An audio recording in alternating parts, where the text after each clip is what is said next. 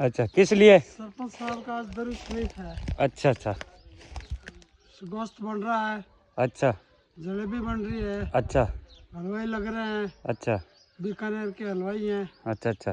कैसे काम हो रहा है? काम बढ़िया हो रहा है। मैं लकड़ी का तोड़ फाड़ कर रहा हूँ। अच्छा, तोड़ फाड़ कितनी कर दी? भट्टी इधर? बना रहे हैं। अच्छा, इधर हो रहा है क्या? शाकर कहाँ है? अच्छा, शाकर कहाँ है? कार्यकर्ता? हाँ, अच्छा अच्छा। बाकी लगभग बढ़िया चल रहा है काम। अच्छा आ रहा है कोई प्रोग्राम चल रहा है वैसे करके। सरपंच साहब का है, ठेकेदार जी ऐसे ऐसे घूम रहे हैं। अच्छा। पैसे की क्या कमी इन लोगों की। हाँ सही। बढ़िया जबरदस्त मना रहे हैं दरुद शरीफ। अच्छा अच्छा अच्छा। ठीक है, फिर एक बार जाओ काम कर रहे हैं। दे देता। हाँ ओके।